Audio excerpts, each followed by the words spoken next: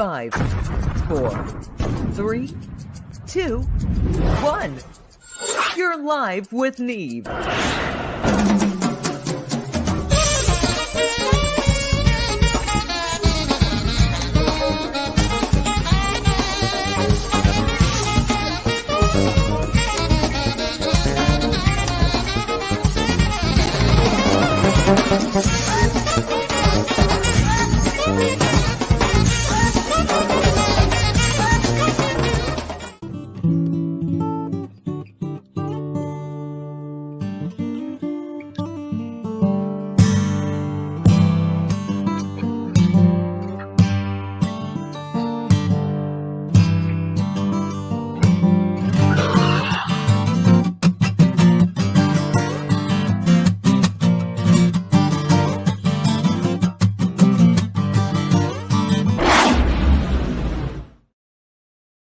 Welcome, Earthlings. How's everybody doing? And happy Friday. We're here broadcasting from the east coast of North America outside beautiful New York City. I'm looking to the north. It's a great day.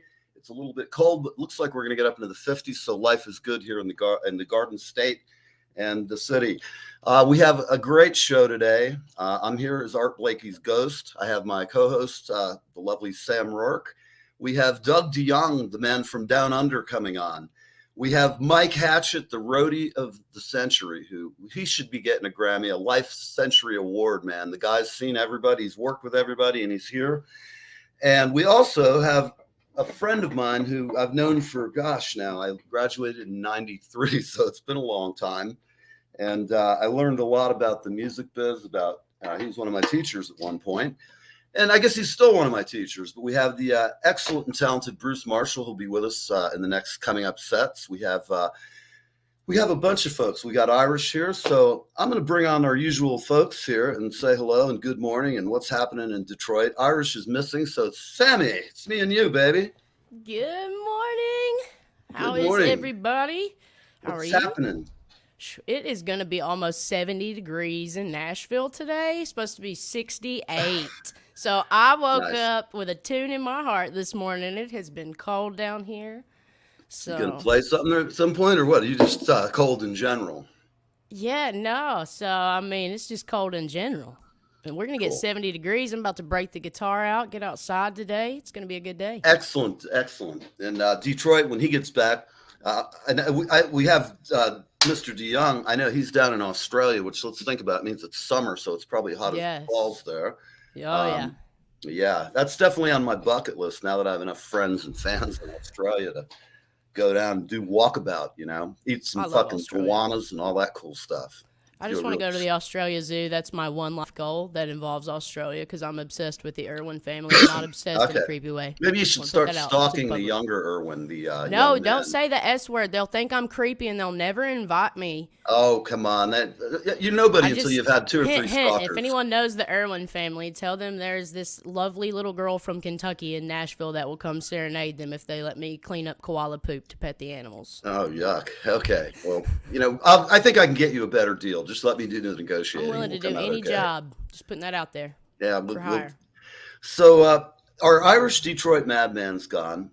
Today's guests, I'm just going to bring them all in because we're sitting here jabbering and let's just say hello. Get everybody involved. It's early morning. Hey, buddy. How's everybody? Look at all these guys. Good morning. Why don't you just tell everybody where you're coming from and what you're doing here and all that stuff, where you're from. Who wants to go first? You, Doug.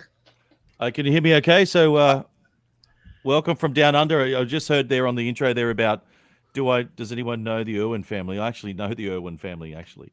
So stop. There you go. We're going on the road, man. We're making a road trip. Send Mindy and Robert my love. So anyway, Steve Irwin fan, and he's done some great things on this side of the world, Down Under, and also heard of something called the Sea Shepherd, Paul Watson? Yes. So long story short, they smuggled him in because he's actually was a wanted, I don't know if he still is a wanted man back then, for ramming ships as you do to defend the whales. So I got the privilege to go. I was the entertainment for one of these underground seminar things. So anyway, that was so I got to meet Terry Irwin, All right. And That's anyway, amazing. she told me great. this story, very, very short story. She goes, "What's the only other animal in the world that has sex in a missionary style?"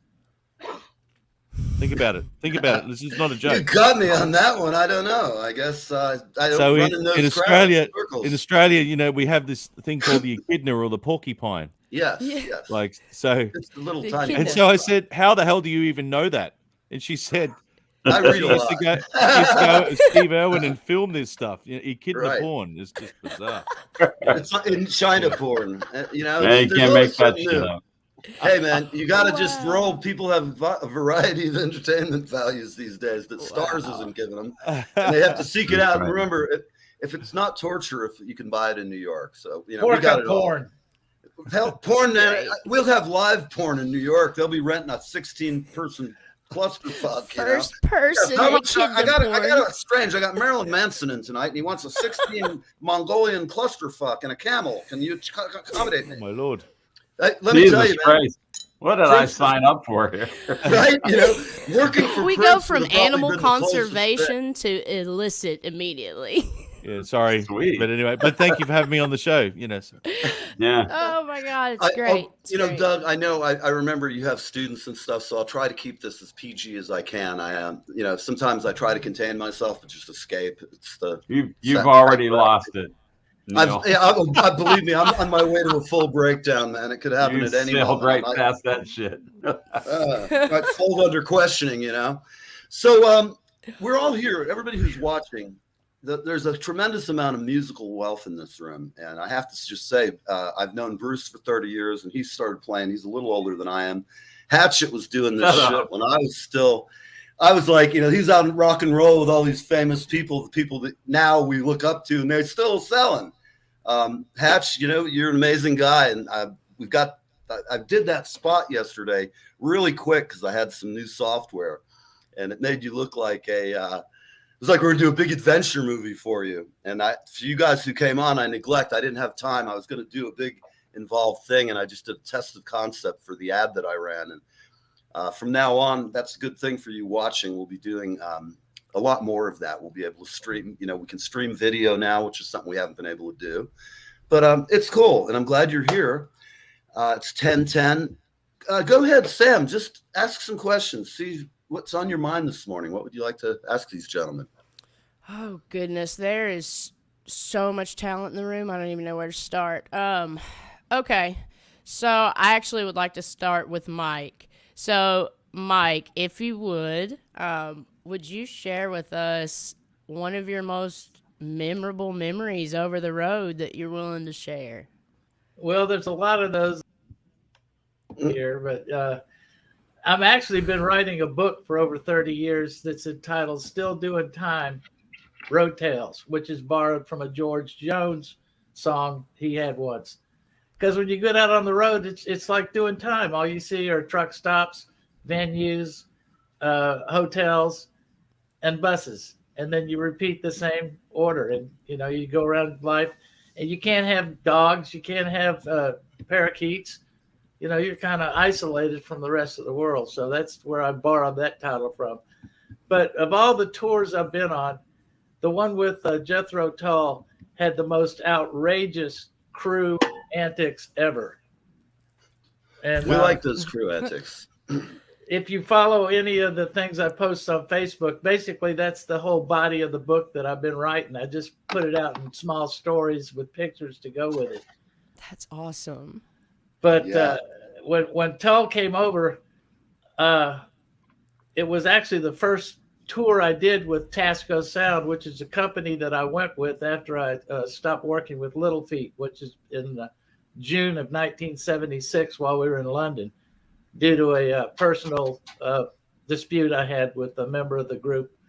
But anyway, it was a family. I loved working for Little Feat, and there's probably no other rock band that had the sound that they created and probably won't again. They were just amazing. So after I'd done a show with Feet, who opened for the Who at the Who Put the Boot In outdoor show they had at Charlton Football Ground, I became friends with the owner of Tasco. So after I left the Feet, I spent the whole summer in London staying in a townhouse that was being overseen by a English roadie I had met back in the States. His name was Fraser, and the property he was caretaking belonged to Ian Anderson. So here I am for the summer of '76, and I even kept the receipt that they give you when you ride the public transportation over there on July the 4th, 1976, to show I was in London. Awesome. But the townhouse that Ian owned was basically a 4-story structure, very narrow, where you had a bedroom on the upper 3 floors and a kitchen down below. And this place was 1/2 of a block from Hyde Park Zoo. It was so cool. And it was great because during the summertime, we'd all take turns. It's the English, Fraser was an Englishman, and there was a Scotsman that had a bedroom, and me, the American. And I learned what haggis was, and bangers and other foods that I've yet not to eat again. And on my days, I'd cook fried okra and chicken. Can't tell you're a Southern boy. Black-eyed peas. Anyway, getting back to the toll crew. So we're over here, and we're out on the first tour was Too Old to Rock and Roll, Too Young to Die. And we go to Tampa, Florida, and the road manager was Andrew, and he was a bit of the party central kind of person. He had stick-on passes made up that said Toll Pass, and gave out about 20 or 30 to all the roadies who went around to the shopping malls and the beach, handing them out to the best-looking women they could find. That's the way to do it. They had rented the entire floor of this Holiday Inn that we were staying in. They hired security guards at the elevators to check people for passes. And the band, or, Andy, matched the figure of the amount we collected for the libations. And it was like a whole shelf in one bathroom was nothing but liquor bottles, and the bathtub, 2 bathtubs filled with beer and ice. And I'm having deja vu. I don't know why. And all these women, and even the nerdy guy that fixed all the amps that blew up, ended up with a couple of women that night. It was kind of wild. Oh my God! So like we go from Cameron Crowe.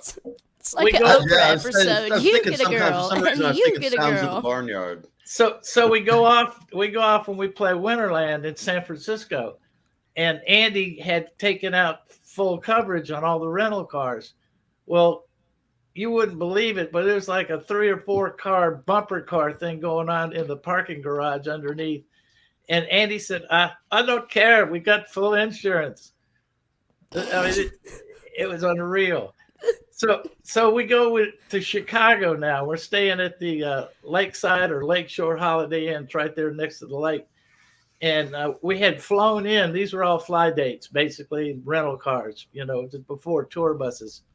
Oh, God, wore you out. You have to get up 4 o'clock in the morning to catch a flight to get to the next city. So we had flown in and never saw our hotels. We went straight from the airport to the gig because it was so late getting there. Set up, we did the show, we come back. And it was during the Mideastern crisis. I think it was during the Carter administration. And we get to the parking garage, and it's got this kiosk with this arm that comes up to let the vehicles in and out. And the guy behind the, the desk or the kiosk there, he's got a turban on. And he goes, let me see room key. And we go, we haven't even checked in yet. He said, well, room key, you don't get in. So the keyboard tech goes out and lifts this thing up. We drive on in. Well, the next morning we come out. The same guy is still working in that kiosk, but the rental station that wagon that I was driving had 2 flat tires on one side. Oh. So I get to the other guys that are in the sedan. I said, listen, you guys go out before me and wait. I'm going to get in the car with you. We went, and he went out through the kiosk. I stopped right where the arm comes up and down to let you out, got out of the car, took the keys with me, got in with them, went to the airport, flipped the keys to the Avis people at the airport and said, hey, you got a car stuck at the Holiday Inn. Oh man, I love it. That's great. That is real. That is. I had a similar experience, but I want to hear yours, man. That's great fun. All I can say, it's alleged that there's a car still sitting at the Burbank Airport, 5.0 Mustang from about 1983, and that window's broken out under questionable circumstances. I just threw the keys out and ran my flight. It was an ugly scene. That's all I can say. Can you imagine what the rental car people have dealt with? Oh, just man. like stories like this. Yeah. So, while you're speaking there, Sam, you have any questions for our other cast of characters here before we? I'm just going to roll through the break, and we're going to roll. This is too much fun here with the people we've got. Everybody's. Doug, are you drinking alcoholic beverages in the morning? Oh, let's go to Dougie. Can I call you Dougie? Doug, is that okay? Can I call you Dougie? You seem like a Dougie. Yeah, he's one of those crazy Australians. Look at him. He's a coffee achiever. So what's going on? You got any kangaroos in the back seat or anything? Groupies from last night you brought home? Oh no. But everyone does ask if I have kangaroos in the backyard. But the truth is, they're actually in the front yard. So no. Okay. Yeah. Where's our drama with they're not there in Brisbane. They're on the other side of the country. Is that correct? Well, no. Well, so we have something called wallabies, like it's a smaller version of the kangaroos. So out west, they call them a red kangaroo. Yeah. If you're driving and you unlucky enough to have one of these animals cross your path, you have to watch that it doesn't go through the right windscreen. into the car. Yeah. It's like deer here in North Carolina. Deer. We have a lot of deer in Kentucky and Tennessee. Yeah, right. Okay. I've been so lucky. I had one deer that was kind of the stupid one, and he ran halfway across the road, saw me, and all I saw was he runs into the side of my car, and we're both looking at each other. I'm doing like 10 miles an hour. Yeah, right. It was like, oh, sorry, man, cruised on it. They really fuck you up. But we, out of the top 11 most venomous snakes in the world, we have, I think, 8 in Australia. Oh, right. So anything that moves will kill you. So just about. And also spiders. Why I'll never go to Australia. Spiders, yeah. You guys, come on, we're bringing you out. We're coming on the tour with us, Bruce. Come on, man. We're going full native, man. Going out with the abos. Spiders and snakes, man. Eating spiders, snakes, right, man? Me neither. Great song from my youth. I'm good with about anything except spiders. It's funny because, Mike fire. And Sam have kind of, they've got street cred in the Southern community, man. Like they don't even flinch at alligator, moccasin, and all that shit. They're just like, get out of here. Something we bring the Yankees down to show, charge them $5 to see an alligator in Florida. Oh, there's always a profit to be made, and you've got to just figure out how to monetize things. This whole world of NFT. We're going to take one of Bruce's pairs of underwear and make an NFT out of it and sell it. We're going to make $2 million in blockchain. You got to find the rattiest pair from like your last tour 30 years ago. Wired it up in the bottom of the guitar case. I've never worn underwear, so. Oh, good. Too bad. You're missing financial opportunity, man. You know what they say. You know what they say, right? Baby. What did they say? It wasn't God who made honky tonk angels. He said it right. That's so, true. Bruce, in all of your years of decadence and romance with the film and music industry, what are the more interesting occasions that you can talk about, or even about Full Sail? Because I have a bunch of those that I can't talk about because I just don't want to. The guilty and the innocent would be named, and I can't do that. I have too many friends still alive. I gotta be honest, man. I'm thinking more about what just happened to me in the last 2 years than what has ever happened to me before. And I think, it's important to touch on this. It's nice to be nostalgic, but it's also nice to be nostalgic from a year and a half to 2 years ago. And sure. I was telling Neil, I just relocated from Los Angeles where I got stuck during the pandemic. And, how things went while I was in Los Angeles, and I was getting ready to, I worked for a company called Stars, which is kind of an HBO wannabe, but a great company nonetheless. And I was doing live events for them, and I had just come off of a live event at Madison Square Garden, and I'd always wanted to play Madison Square Garden, and finally did. It was a huge show, and took a year to really plan and execute. then I decided to pack up my house that we had just built in Denver and move to Los Angeles. And then the pandemic happened, and you know, it kind of compares with every shit show that I've ever been in my life, from being on tour in the 80s, you know, all the way up to recording, you know, unbelievable amounts of artists live mobile with Gary Platt, our mutual friend Neil. And you know, coming off of this Los Angeles trip, man, I'd always wanted to live in Los Angeles, and we decided we would live at the beach during my tenure there, and then see what happened. And you know, we got out there, and it was just the most amazing thing that I've ever experienced in my entire life. And I mean, you know, like many of you on here, I've been around for a while, and but this took the cake. And I mean, it challenged every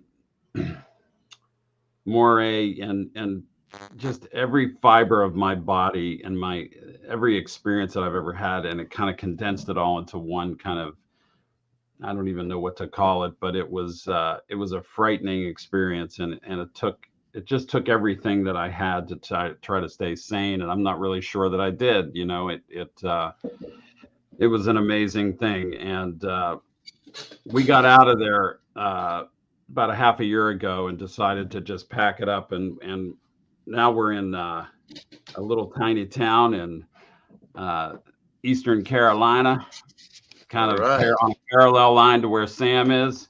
So I've lived in Nashville for a number of years and had a great time there. But we're in a little town called Winterville, North Carolina, which is right next to a college called ECU. And I love Nashville, and I love it. So it's weird, you know, Neil, we talked about this really briefly yesterday about, you know, discussing kind of the problems and challenges that everybody has right now. Right. And those of us that have been in this industry for a very long time, you know, it's proving to be, you know, just you know, an incredible feat of strength to stay busy, to stay relevant, to be open enough to discover new talent and the way things are going, and, you know, be open and willing to work with anybody across any genre, and keep an open mind. And like I said, after the LA shit show that I experienced, which was, by the way, you know, like the entire country of California, which I like to call it, right. You know, it's an interesting time for all of us, especially those of us in the industry where, you know, we're all trying to survive and you know, keep money coming in and again, be relevant, and the challenges are just incredible. So, you know, we decided to get the hell out of there and give it a great big kiss, and we traveled across country with our cat in a car. Oh, that's always a plan. Which was How did really they fare? Have they recovered from that experience yet? You know, it's funny, man. My cat, who is like from another planet, like most cats are, he's recovered and doing really well and loves his house here. You know, Excellent. we were in a 1-bedroom apartment by the beach that cost about 4 of my houses here. You know what I mean? And just insane. And he's thriving. And we took 2 cars to get across the country. So, yeah, man, I think that it's like I said, it's nice to be nostalgic, but we need to also, you know, kind of stay focused on what's ahead of us all in this business. And, you know, listening to Doug's, you know, songs, just brilliant, really brilliant, mate. Really great. Oh, thank you, sir. Yeah. And the challenges of just getting, you know, getting your marketing together and doing, I hate to be a Debbie Downer, but Jesus Christ, that's fucking hard, right? It's like, right. Well, I actually have a question for both of you. I've just, while Neil was put me in the background there, I just Googled you, Bruce. Wow. Like, wow. That's amazing. And some of the stuff in the Emmys. Wow. Like, Yeah, thank you, it's man. sensational. Thank you. Yeah, he's done a few gigs here and there. You know, he's just getting into the biz. And same as Yeah. Mike He's as okay well. for a green guy. So I just have a question as I just before we Hey, went on air is I'm just playing some new material. So how do you see the future of music? Because as you said, you're just up for anything, and maybe this is maybe to Mike as well, or maybe to all of you. How do you see music changing, especially with the likes of Spotify? Joe Rogan's under the microscope at the moment, a lot of heat, but he's got $100 million contract. But what about the little guys? And I read this statistic, and maybe you can agree or disagree, that 3% of all active listeners on any platform are actually seeking out new music. Only 3%. And another stat that I read, if you get up to 11%, market share awareness, that's it. That's all you need in whatever niche that you're in. So my question is, where to from here for all the little guys, because COVID's crushed the gigs on this side of the world down under. And it's 1 minute it's up, next minute we have Omicron, it's all back off again. That's right. So yeah, it's everywhere. Yes. It's everywhere. And I'll tell you what I think about it is that players, musicians, composers, songwriters, lyricists, everybody, you really have to focus your energies on being both boutique and try to get your stuff licensed for television. Yeah. Syncing deals. Syncing deals. It's the way you're going to make long-term money. Because, what's Spotify paying now? Nothing. Like, Bitcoin. It's like, Yeah. it's so ridiculous. I think it's like 0.0005 cents. It's like, right. Like, so get a billion streams and you'll make $5. Yeah. Right. Well, it's similar to, I remember going into a masterclass with Miles Copeland. Yeah. Stu Copeland's brother from the Police. Yeah. And his whole monologue was like, who are you and what do you do? And he had some really great ideas about not just chasing music to put out music. His business model was to look for advertising deals, as he did with the Police back in 1981 with sunglasses and got the blood. So maybe similar to what you're saying, Bruce, is like the new multiple socials, because you turn on the television over here and there's like 65 free to air television stations, not to mention all the private shows like what we're on right now. So it's where do you start? How do you get in, make those inroads? Yeah, that's a tough one. I don't want to hog the air here, but I'll tell you, after being in the television business for the better part of my career, the only way to real financial security these days, especially, is to get those sync deals, right? Where you can have your music as a boutique business where maybe you do a little touring, club dates, maybe get on as a support act on a tour. But even that's really super challenging because, everybody's got somebody in the label who they want to, drag along. Yeah. And the only way to make money there is to sell merch, and then you have to have a record that's in rotation. So, but the only way to kind of financial security is to get an agent, get your stuff in front of them, know what niche you're great at supporting, and then find that way in. It's very tough, and probably because now everybody's trying to do that, right? Like, the only thing that I'm doing these days is trying to put my music into television shows, and that's it.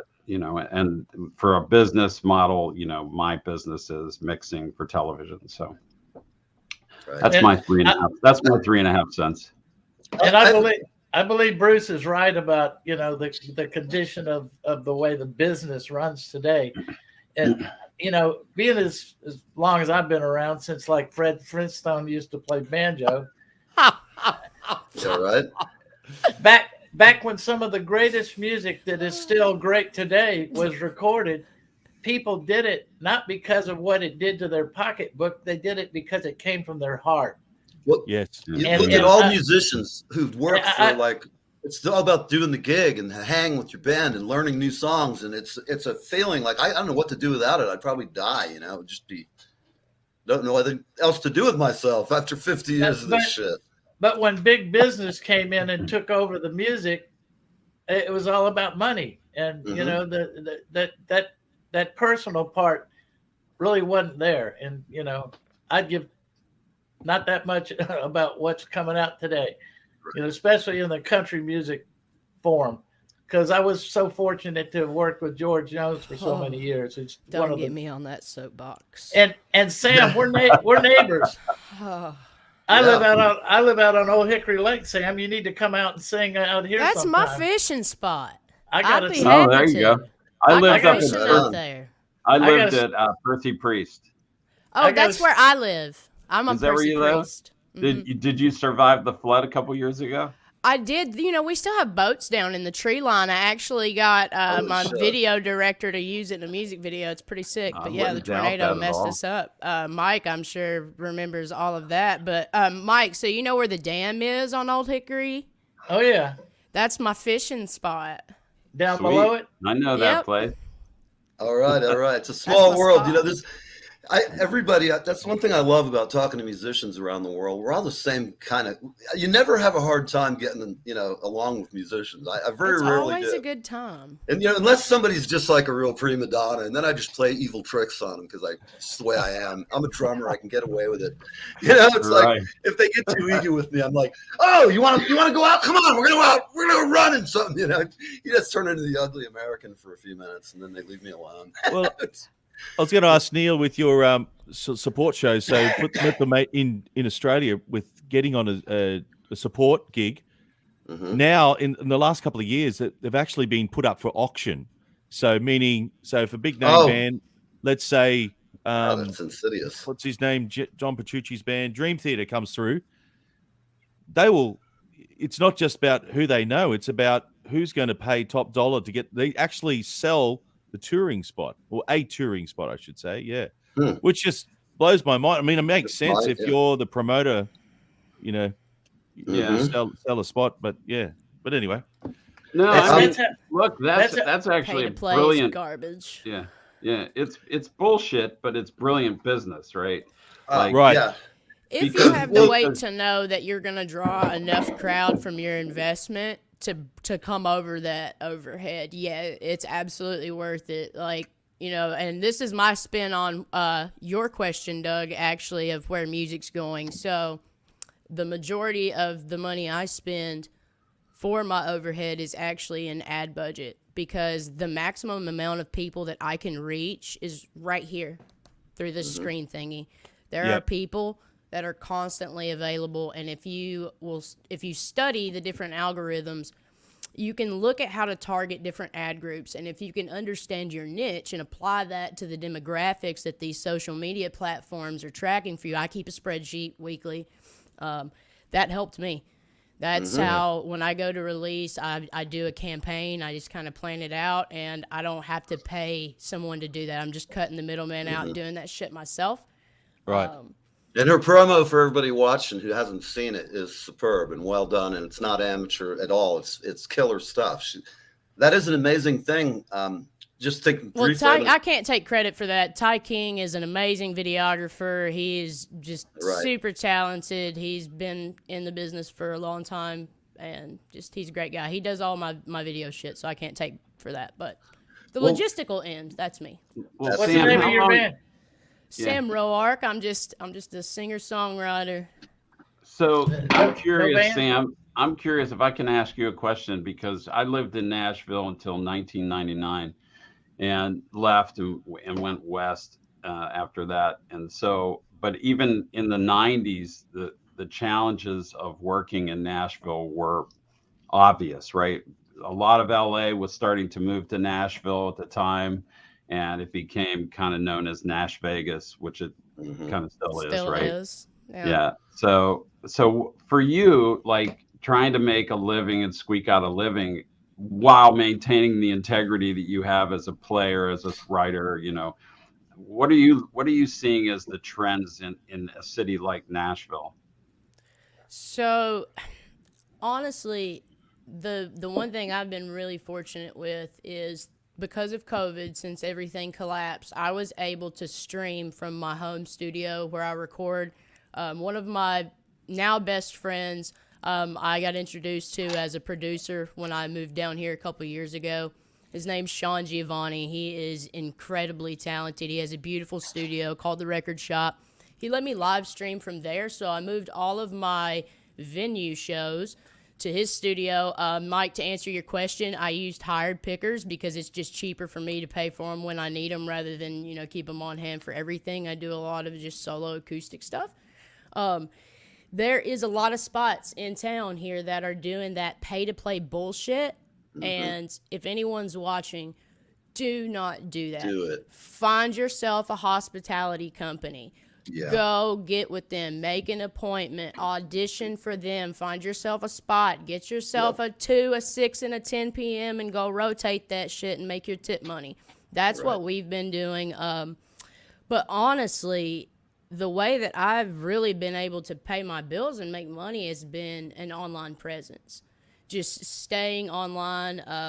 My Facebook platform is my largest. YouTube is my second largest. I'm branching into Instagram and that TikTok right now.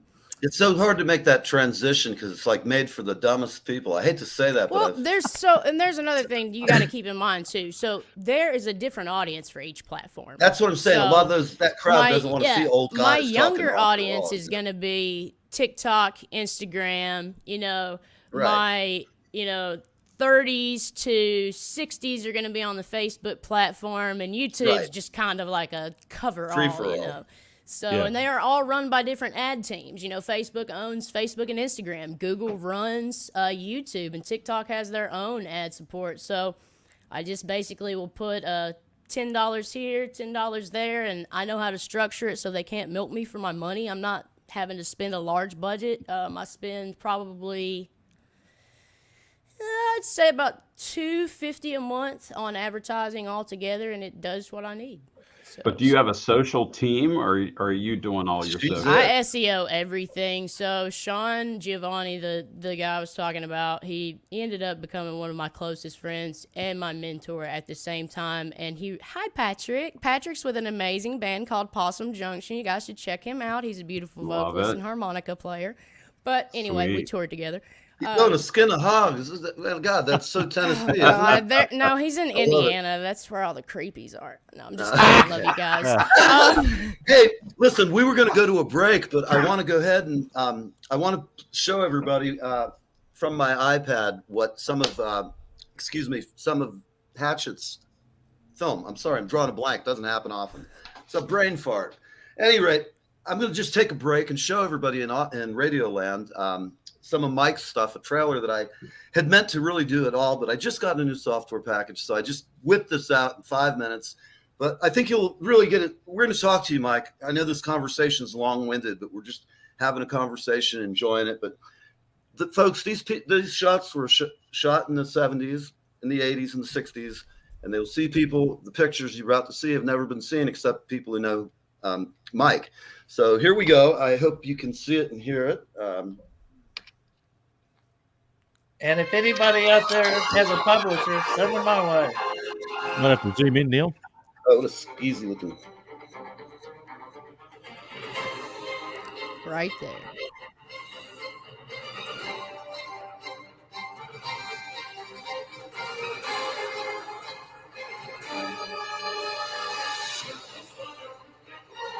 Nothing like little Wagner for a rock and roll show.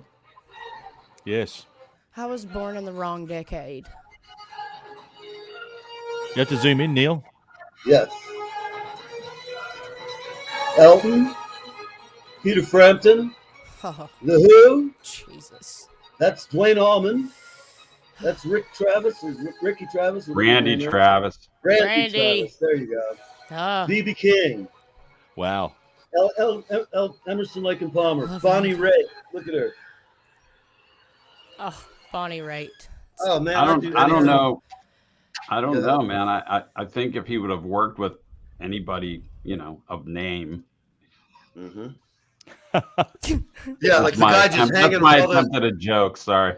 No, I got it. I was just like, I'm thinking. So, Mike, tell us what you think yourself about this crazy changing industry. You've been around, so you've seen it all.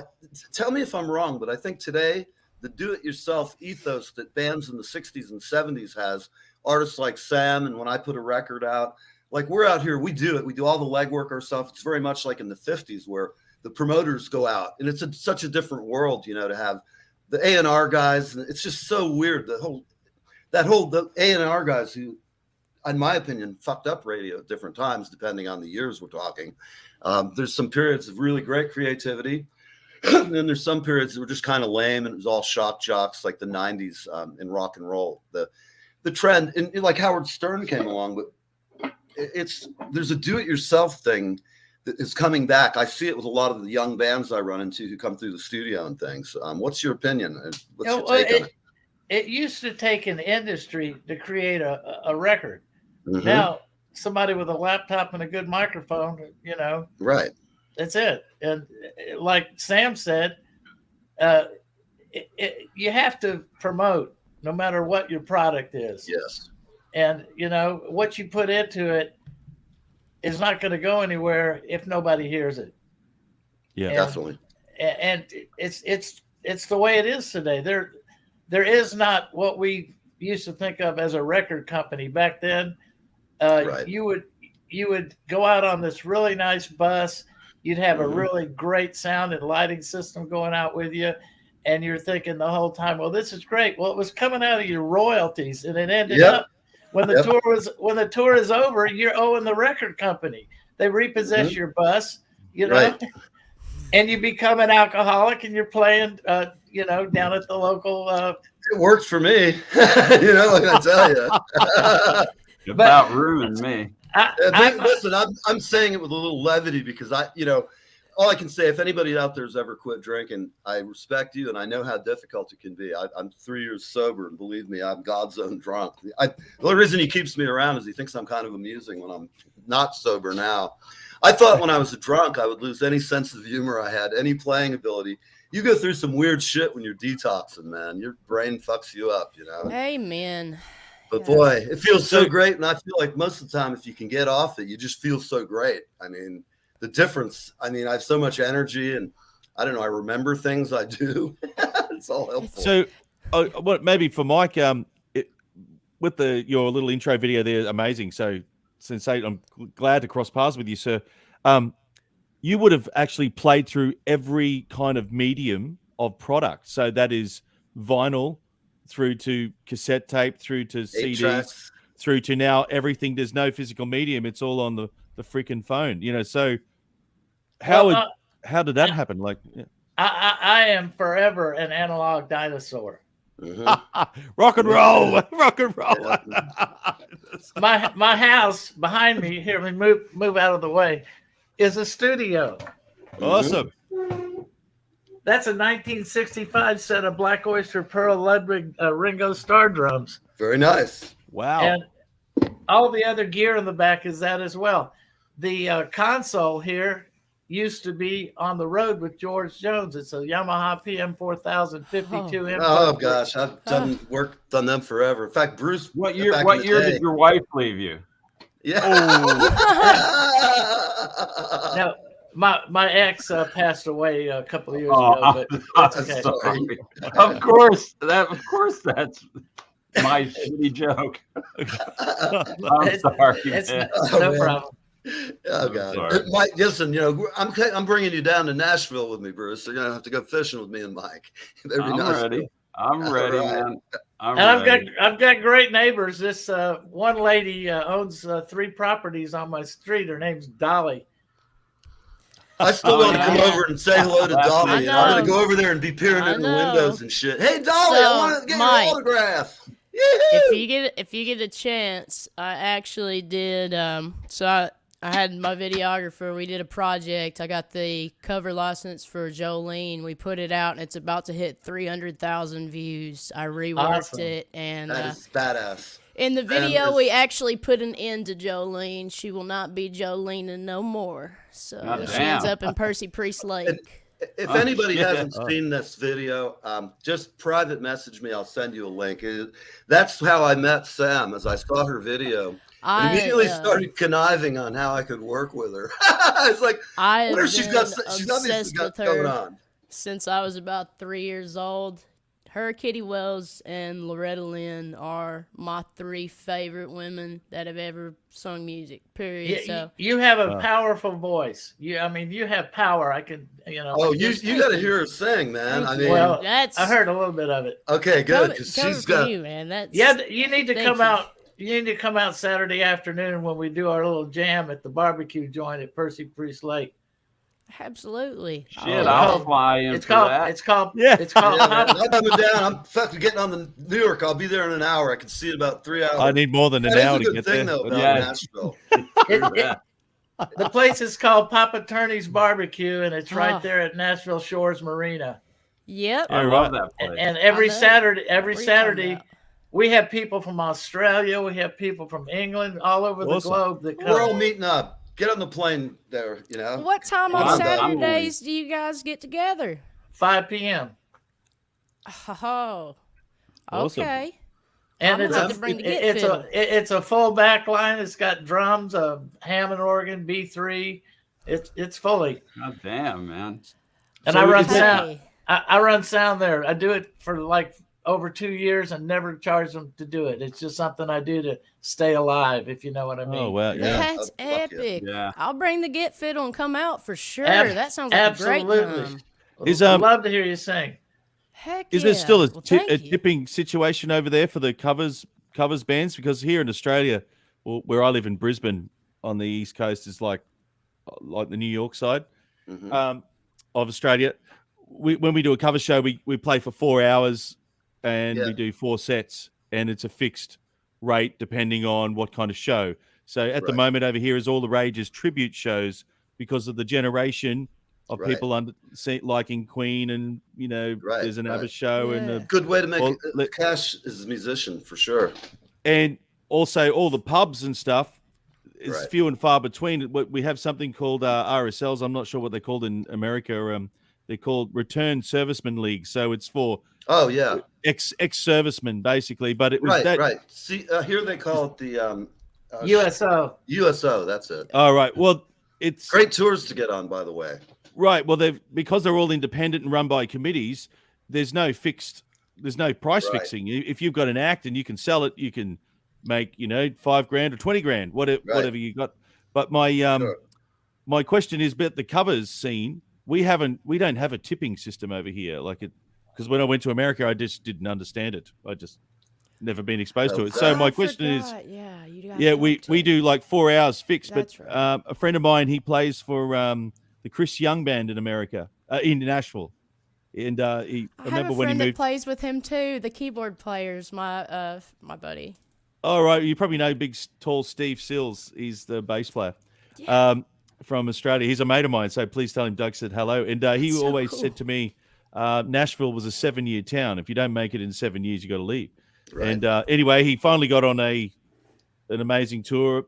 Anyway, my question is, live music in Nashville blew my mind because each band was given an 8-hour slot. So maybe to everyone who lives in there, is that still the case, or has live music changed? No. No, 8-hour slot. Nashville has 3 distinct types of music areas. You got downtown. You got the guys that go out on the road that play with George Strait and whoever else, and then you got the little hole in the walls, or we call them juke joints. Awesome. Which is basically where I'm at. I'm at a juke joint. There's no competition. There's no $20 parking. Downtown, however, is all tourists. It's tourists. It's all about tourists.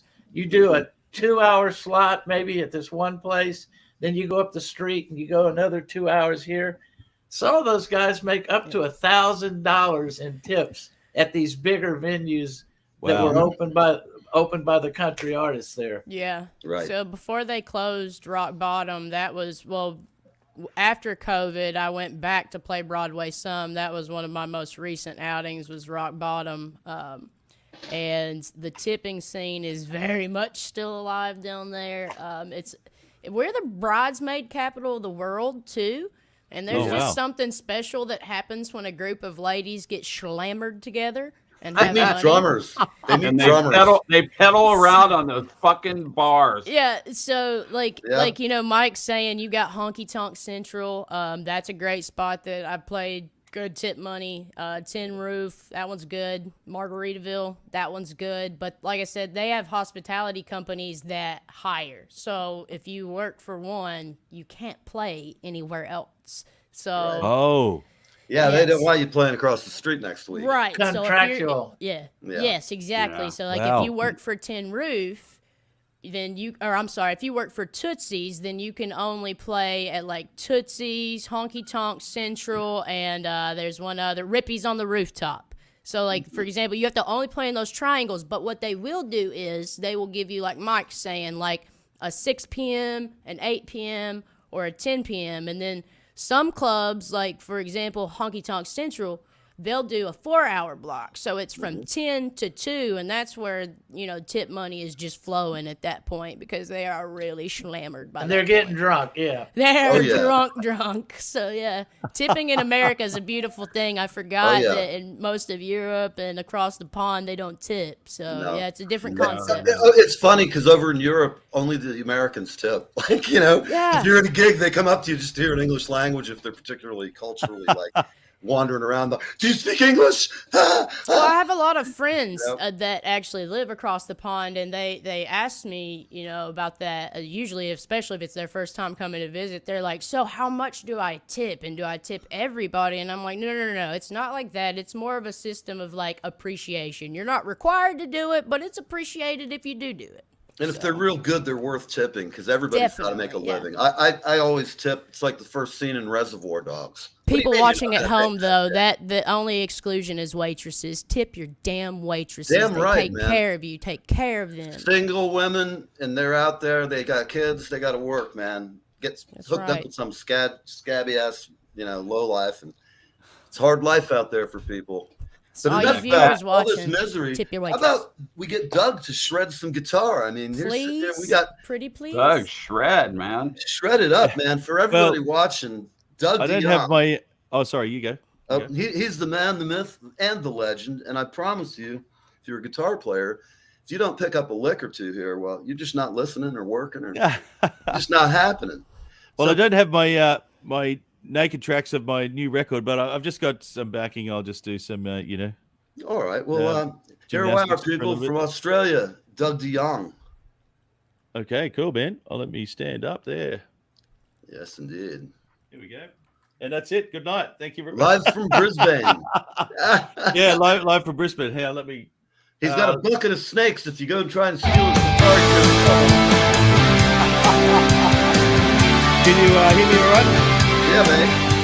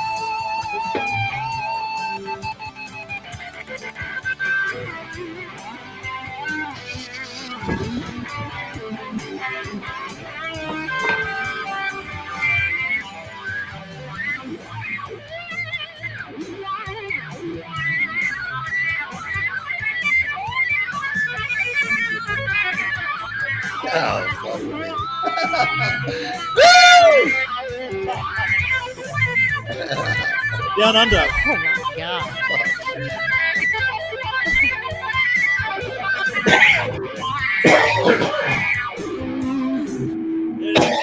What I would like to play is maybe just a bit of my new record. Thanks. Man. Holy Jesus. Holy hell. Jesus. That All was right, hotter man. than a whore in church. So, Get the towel, man. Oh, Lord, my. I mean, Jesus. this is the new trick I'm actually working on. So So that thrashing just got 5 refrigerators, 12 dishwashers, and 15 microwaves off 20 flights of stairs. I'll have to call you back. Yeah, baby. Go, America. Motivation. so Pump it up. You must do 400 reps with that playing, or I will call you a golden on. My 10,000 steps are in for the day, brother. I bet. What are you doing there, Doug? Let's shred it up. I just wanted to show you something, all the guitar nerds. So I'm trying to work on a signature trick. So I'm playing a harmonic with my thumb. Right? Can you see that? Yeah, yeah. Whoop. I play with the back of my hand. So I showed Tommy Emmanuel this, and he was like, "What are you doing?" Anyway, I can't play it slow, but anyway, just guitar wankery, but rock and roll. But No, That's cool.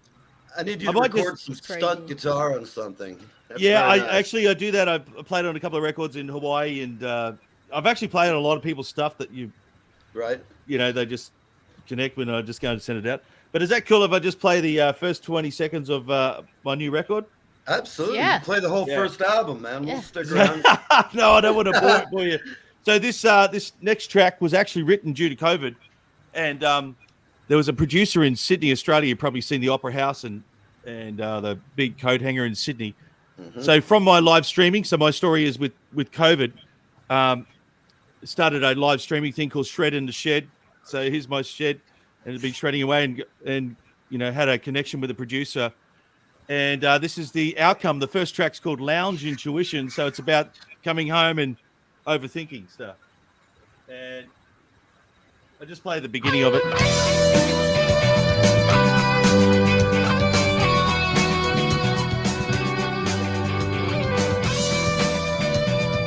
I like on times.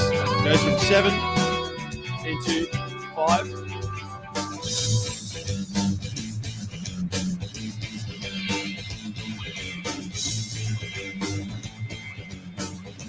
Seven four.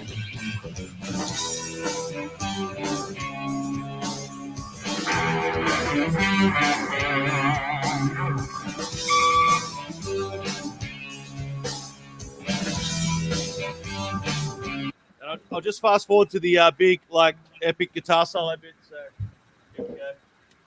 Here's Talk about going to school, people. and I'm using the Japanese pentatonic scale.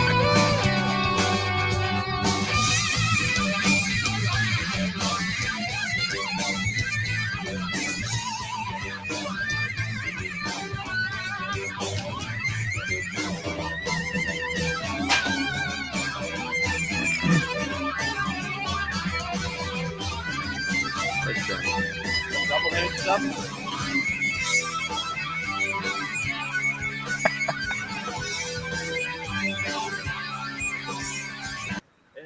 And I just played this little snippet. This one's called "Could I Be." And I played this just before.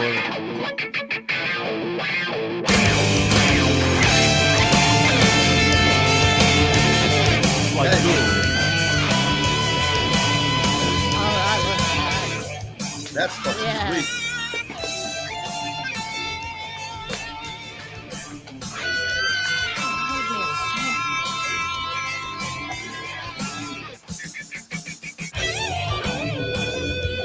and a big Alan Holdsworth fan, so there's a couple Yeah. of Yeah, you can hear dissonance it, going man. on there. But Okay. and I'll play you one more riff for my third track, which I'm actually singing on, and I'll just keep it short. Play you the main For riff. everybody watching, hold on 1 minute, Doug. For everybody watching, we're going to have roll out with Doug DeJong from Australia. We've had the inimitable Mike Hatchet, and we're going to have him back do a lot more photos and cool stuff.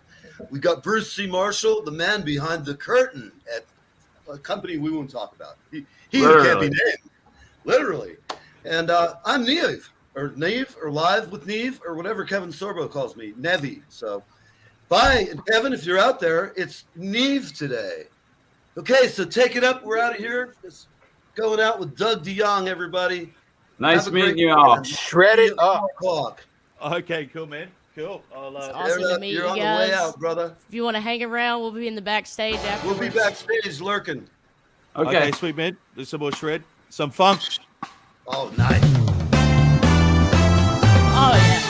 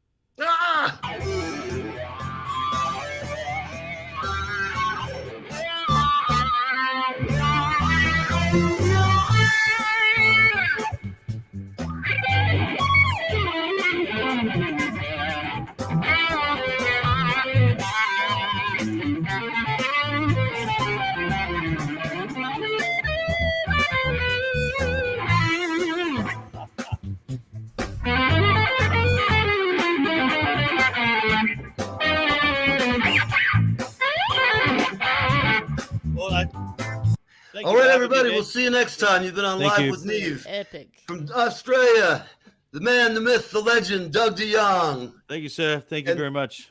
Our pal, Mike Hatchet from 2:00 in the Nashville. morning. I hope to see you soon. Got to be down there at the Opry with Sam. It's alleged I might be stepping out looking good, wearing my best boots. Yeah, guys, go follow my page for updates about the JMA Awards. It's going to be at the Grand Ole Opry this year. Go follow Sam Roark Music. Check it out. And Mike, after this is over, I want to have you back because you were an experiment last night with that video I did. I literally just got the software yesterday and I put that montage together for you. But now that I kind of figured it out enough to do it, next time we come on, I'll have it all figured out how to transfer it into the show. And everything's a learning curve. I winged it today, and the show must go on. But I appreciate you coming on. Every time I look at your pictures, man, I'm knocked out, and I can't wait till you have a book out. That's awesome. Oh, hold on. We don't hear Mike. There he is. Hello. Now I hear Mike, everybody. my mic was muted. Yes. I haven't even scraped the tip of the iceberg of photos I have yet to scan. Awesome. I have all the negatives and slides. Oh, that's just great. I mean, I'm an old school photographer. Yeah. And Love pictures. What did you shoot back in that day? Nikon 35 millimeter. Okay. I had a focus Canon camera. F1, my last good 35 millimeter camera, but So that was a long time ago. Anybody out there that's good at getting publishing going, I'm wanting to do a coffee table book that basically, if you follow some of the things I post on Facebook, that's the book right there. Right. For years I've been doing this. Have you ever had any interest in? I'm sorry, Neil. Have you ever had any interest in doing a doc? Well, I know how to swim. Oh, documentary. I thought you were going to ask me if I knew how to swim. No. A duck.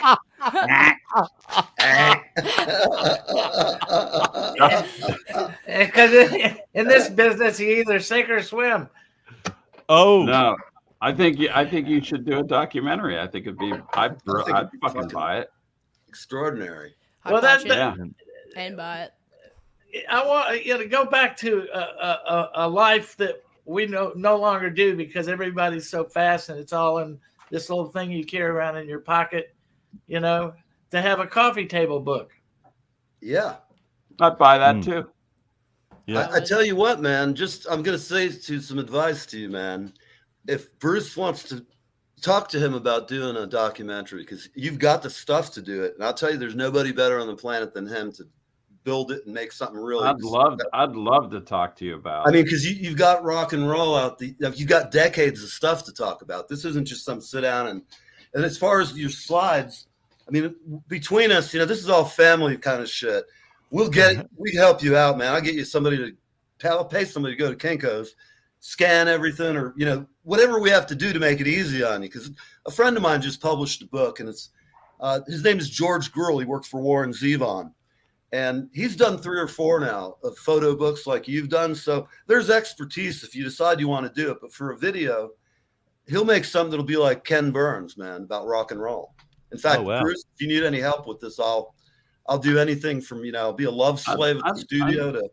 Yeah, I mean, I'd love to talk to you about it. I think, it's a really fascinating era. I mean, I grew up in it. I was younger. I was, probably 5 years younger than I should have been if I would have gone to Woodstock. So, I mean, my friends, brothers and sisters were going to Woodstock and I was 5 years behind. So, I mean, to talk to a cat like you and go through your archives and things like that, I think it'd be really fascinating. I think it would, I think a lot of people would watch it because we do wax nostalgic. And I think it's a great story to tell about determination, working, What's up, Sam? The PA system challenges alone that you faced when you were out on the road are monumental. So this is what I got pulled to do. Yeah. You know what I mean? So, I don't think people really understand what it was like to be at Woodstock and the PA system that they use. For this shit. I can't keep doing I was just looking at the PA thinking of how many of those like dual 15 JBL cabinets I used to have to haul around. We had 4 18-inch subs, 4 2. For the voice of the theater bullshit, those Altec things. Why isn't your mic? I can't hear nothing you're saying. Can you hear me? You can hear me, obviously. For the people still watching, But I cannot hear you. Mike, I just turned 30, and I would Maybe cut if I my go out here arm and my off internet connection to becomes even better. see personal memories from just some of the experiences you've had. Like talking about Woodstock makes my brain want to melt. Like I feel like I was born in the wrong decade so much, and My you put a stepbrother book was out, such a I'm gonna be brilliant. the first person to want to buy it. As soon as you find somebody to publish it, I'll kick back. I want to buy it. If we're not already friends on Facebook, go ahead and friend me, and you can go back. There's a lot of stuff to see there. I'm gonna do it immediately after we get off here. Yeah, And then actually come out amazing. and sing tomorrow if you like. I will. Neil, do we have time for a quick ditty? This Yeah, morning? we're not broadcasting. Go ahead, man. We're just here hanging. Sing a song, Awesome. Sammy. All right, you're still alive according Still to alive. the bumper up top. Oh, Lord so, have mercy. I mean, For all of you out there who watched me take off my headphones and I was just about to rip my clothes off. No, Gonna clear the room, man. But for all of you watching, I've been sitting here naked through the whole show, and I don't know, I feel strangely aroused now. I've never worn bottoms in my life, but I think I touched on that before. Isn't that the best part of COVID, man? I love going into a meeting and just having like my skanky underwears on, my running shorts or something. We had a guest come on the show, and I didn't know this, but Julie, my former co-host, she's talking, and we do the show, and afterwards we're shitting around like we are, and she goes, "Did you see that guy? He didn't have any pants on." And I went, "What?" I won't say the guy's name because he's pretty well known, and I was interviewing him. He was sitting back at a keyboard, a grand piano. Now, unbeknownst to me, I'm not looking at him relaxing. I'm looking at the camera and running shit. I get off, and she calls me. She's like, "Did you see it? The guy didn't have any pants on." I went, "You mean like full Monty? I want to know. Inquiring minds need to know the facts, man." And she's like, "No, the guy, at any rate, it was interesting." So Sammy, shred. I know you can't do nothing with me. That's hilarious. Full Monty. I've never heard that. that's never. There's actually a movie called that. Actually, That is. It's a bunch of There different is. Maybe I know is Australians, I Monty think. Python and the Holy Grail. Okay. Let's hear Sam. Let's hear Sam. Nice. Alright, Let's so hear music, Sam. I'm gonna play a folk ditty. Okay. Actually, mainly because Mike's got me feeling nostalgic on some Loretta. All right. Spring is just around the bend. There ain't no time to go, darling. Girl. The fields need plowing and the fence needs man. Ain't no time to go, darling. Stay with me a little while longer. Stay with me, baby, if you can. Stay with me a little while longer. Ain't no time to go, darling.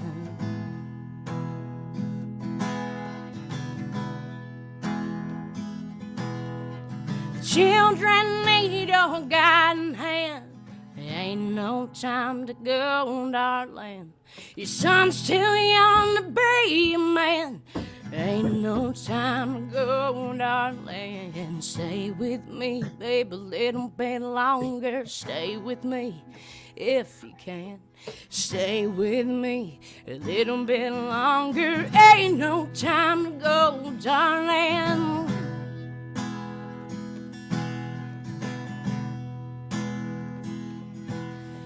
Now I know heaven's called your name. Let's ask the Lord if he'll please wait. There ain't no time to go, darling. I ain't as strong as you think I am. There ain't no time to go, darling. Now I'll be doing the best I can. Ain't no time to go, darling. Stay with me a little while longer. Stay with me if you can. Stay with me a little while longer. This ain't no time to go, darling.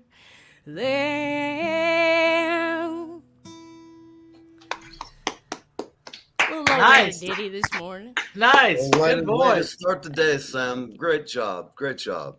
Thank you. awesome. She's my favorite. Well, I think that was just a great fun. That was the most fun I've had in a while, man. It really is. Sound like a wallering cat this morning though, because I haven't warmed up or anything, and I kind of. you sound great, babe. You sound great, Yeah. man. I can't wait to come to Nashville. Hey, I'm going to Yeah, be down calm there, down. Bruce, in a month or two. Let's try and hook up while I'm down there. You know Yeah, what? Joe's If you're really gonna do that, let's definitely make plans because Yeah. I'm gonna come and hang out with Adrian Oh, great. because he lives. Well, you know, if you could, I would never strong arm you, but if you happen to tell him about a cool show, you know, that would love to have him, I'd love to have him. Yeah, well, I mean, you know, he's We'll around. see what happens if we go to Nashville, you know?